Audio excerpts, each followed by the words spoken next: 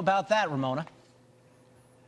Well, I think both. I don't see either of those guys signing with the Clippers. I think JaVale is probably going back to the Warriors, but he wants to see what else is out there for him and what kind of money other teams are going to pay him. So he's doing what a lot of free agents right now are doing, is trying to set their own market and not just return to their teams on minimum deals.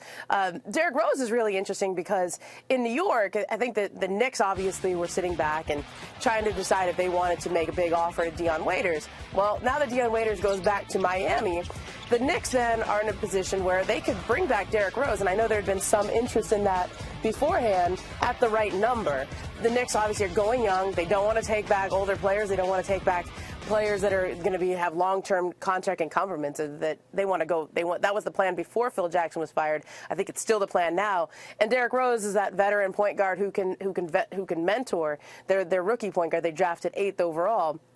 And I think the path now is there for him to return. He also, though, has interest from the Lakers, obviously the Clippers. He met with them, and some other teams around the league. But Dion Waiters taking that money from Miami made that money in New York available for Derrick Rose. Very interesting. Domino's still falling in the NBA. Ramona Shelburne. That's how it works. It's still going. It's still clicking along pretty good. Ramona here with us, giving us some thoughts on what's happening. And we continue on with the NBA. Right now on ESPN.com, Ian Begley has an article on trade scenarios that could lead to how Carmelo Anthony can escape the Knicks. Get out of town. And we bring in Ian and Bobby Marks, who's worked on this as well. All right, so Ian, we'll start with you. Where do we stand in the Knicks-Melo saga as far as him being traded? Members of the Knicks organization still feel that the best route for them going forward is to trade Carmelo. You know, I'm told that talks with the Knicks and other teams and potentially third teams have been on and off recently, but the goal among most in that Knicks organization right now is to continue to pursue a Carmelo trade, a deal that is not easy to pull off, as Bobby can tell you. Well, you're right, Ian. It's going to be really difficult. I think where you look at his contract right now, $26 million and $27 million owed. We haven't even talked about that 8.1 trade kicker, and I think it depends on if Carmelo Anthony wants to expand the list of teams right now. We talked about Cleveland. We talked about Houston, but Ian, I talked to 3 teams, and all 3 teams told me that if Carmelo Anthony was on the open market right now, they would not sign him to the price tag he is currently under. So he's not basically worth the money at this point in his career. All right, so as you guys mentioned, Houston and Cleveland are the 2 places that Melo has basically gone on record as saying he'd be willing to go there and waive his no-trade clause. Ian, lay it out for me. How would a trade with the Rockets work? You know, Ryan Anderson is the biggest piece for Houston, and the Knicks and the Rockets had talked about a deal involving Ryan Anderson, and as of late last week, the Knicks did not have interest in bringing Ryan back, and that's why you would probably have to bring in a third team here, a third team that would take Ryan Anderson from the Rockets, and that would allow, Trevor Ariza and some of the Rockets' non-guaranteed contracts to be sent to New York for Carmelo.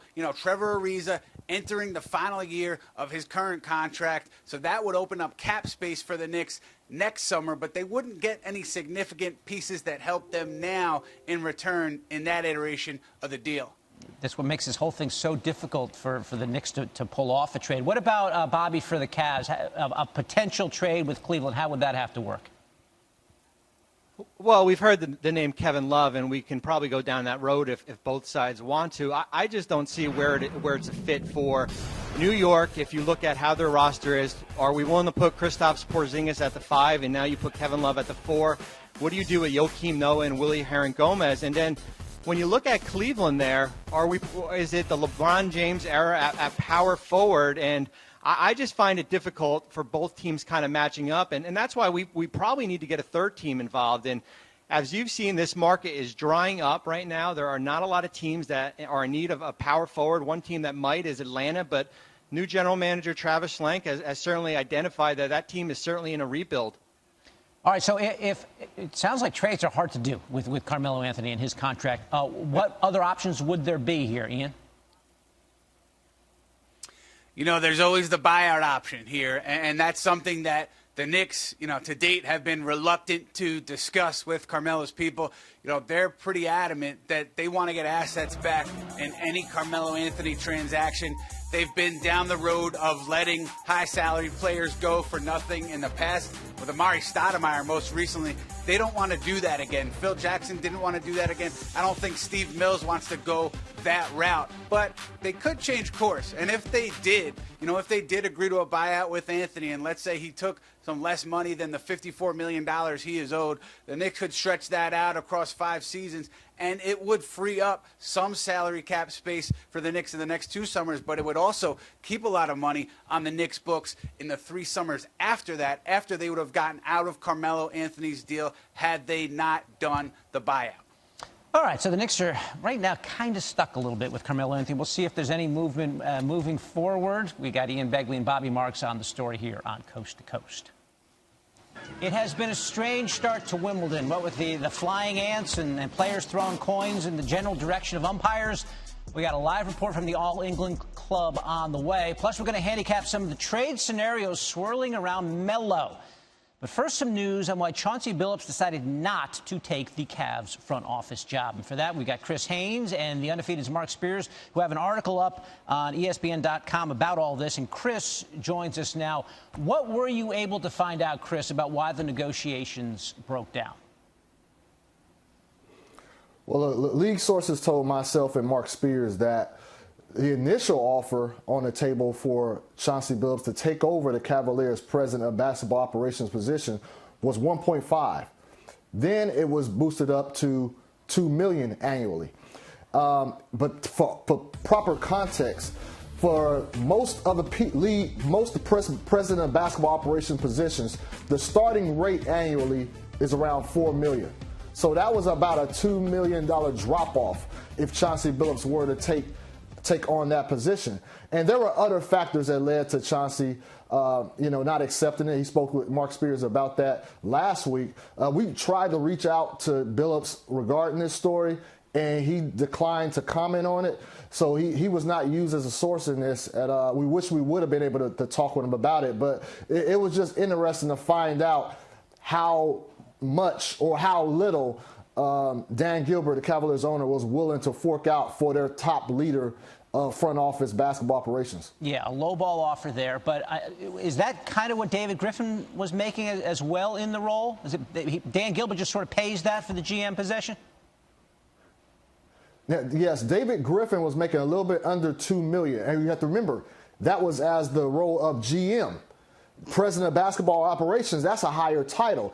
Griffin was seeking that title along with more power within the organization. So it's well known that the Cavaliers, Cleveland, Dan Gilbert does not fork over top dollar for the head office of the front office. So it was, like I said, it was a little bit interesting to find out those were the numbers offered to Chauncey, because I know a lot of people throwing out there, well, Chauncey had no basketball experience, but look, Rob Pelinka had no front office basketball experience. He's making about $5 million annually. And then Phil Jackson, of course. So it was clearly a low ball offer. But Chauncey Billups, like I said, there was other factors that played into, that came into play. And certainly, I know he loves his ESPN job here. So, it was just an unfortunate situation, because I think most people feel like he's going to be a great executive in this league. Yeah, very highly thought of in the NBA. You talked about other factors, maybe LeBron and his contract could be a factor for some people. He's only got one more year remaining on his deal with the Cavs. How does that play into all of this? Well, I was told that, and Mark Spears as well. He was told, matter of fact, he told Mark Spears last week that he did not speak to LeBron James at all during that process. LeBron James' status as a Cavalier moving forward past next season did not play a factor at all in his decision. Look, to be able to come on and take on, to be the leadership of the basketball front office within the NBA is a privilege and an honor. And so Billups looked at from that standpoint, not who was necessarily on the roster right now. But, they didn't have any conversations. That's just the truth of the matter. All right, Chris Haynes giving us some insight into what went down between Chauncey Billups and Dan Gilbert for that job as the president of basketball operations. Again, a piece up on ESPN.com right now about that. Thank you, Chris. Let's bring in our Cavs reporter now, Dave McMenamin. Dave, how would you describe the state of the Cavaliers front office to date? David, there's a bit of disarray, but you had to give credits to the guys who have been left over once the team parted ways with David Griffin. Kobe Altman, the assistant GM, who's really been acting as the interim GM. I spoke to a prominent agent last week, and I said, who are you dealing with when you make calls to the Cavs? He said, certainly Kobe Altman and Dan Gilbert. And then you have to give credit to Mike Gansey, who was the D-League, now G-League, Executive of the Year with the Canton Charge. He kind of got a call-up, and now he's sitting in the big seat right alongside Kobe Altman. And, you know, I spoke to some people in the Cavs front office this week, and the mentality is just put our head down, try to do good work. We'll worry about titles, we'll worry about raises and everything of the sort afterwards. But right now there's a task to do, and that's trying to make the Cavs good enough to compete with the Golden State Warriors better than they did in this year's NBA Finals. We've heard you mention Kobe Altman a lot. Why not just promote him and make him the general manager? One source described what's going on right now as kind of an interview, you know, on the fly, an extended interview. He might not actually sit down and hand his resume over to Dan Gilbert and talk about his qualifications. The proof is in the pudding, and how he's conducted himself certainly has impressed people within the organization I've spoken to. And again, his mentality, the mentality actually of the entire front office group that is remaining, is not licking their wounds. It's not, you know, acting in a state of shock, because it was kind of jarring to go through this process, as Chris Haynes just laid out. You know, David Griffin gets let go. The top candidate, who had been identified by Dan Gilbert, tells the franchise no thanks. Meanwhile, there's still calls being made. There's still long hours being put in. And Kobe Altman, even though he's only 34 years old, I think has shown a level of maturity and savviness in this role thus far. Hey, is this an attractive position? I mean, I don't know what Dan Gilbert's like to work for, but it doesn't seem like there's this slew of names coming up. Is it an attractive position for guys around the league?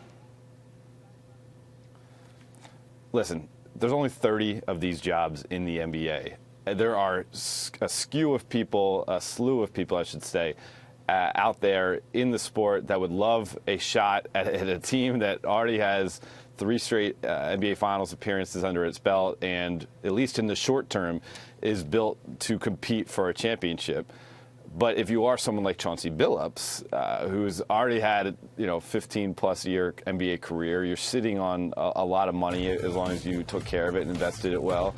Why take this risk? You know, Chauncey Billups was going to have other opportunities. He interviewed with the Atlanta Hawks before he interviewed with the Cleveland Cavaliers, and he also has a paying gig at ESPN right now. There are going to be people out there that, you know, either it's a younger person like Kobe Altman, who they're champing at the bit for a chance to jump at that job, or perhaps someone trying to get back in the game. I mean, there are some prominent guys out there right now, Mitch Kupchak, Sam Hinkie. I think basketball's in their blood, and that could perhaps be the next step for the Cavs. But right now, I don't see any sort of urgency from the organization to find a replacement for Chauncey. It's using the guys that they have in place and trusting guys like Mike Gansey and Kobe Altman. But the bigger question to me is Dan Gilbert now positioning himself to be a Jerry Jones-type owner moving forward? Well, that would be interesting. Meanwhile, the Cavs have been awfully quiet this offseason. I know they don't have a lot of cap space. Are there any remaining names on the market that Cleveland could target? Yeah, so here's some names for you, David. I mean, they have the mid-level exception worth about $5.2 million. Now, the market is starting to dry up, so perhaps these names I'm going to mention to you, they could go after. You got a guy like Thabo Sefolosha from the Atlanta Hawks. The Cavs want to add two-way players, so Sefolosha is certainly a 3-and-D guy. C.J. Miles from the Indiana Pacers. Vince Carter, now he's up there. He's over 40 years old, but again, this is what they had to look at in terms of veteran minimum. And then maybe even another guy from the Indiana Pacers, Monte Ellis, who was waived today. There's some instant scoring off the bench, and we saw how poorly the Cavs bench played in the finals when the Warriors were bringing in waves of guys who just kept putting it on the Cavs. Perhaps there's a flyer that could be taken on Monte, even though Monte will start the season under a suspension for substance use. All right. Interesting times for the Cleveland Cavaliers. Our Cavs reporter Dave McManaman filling us in on all of that.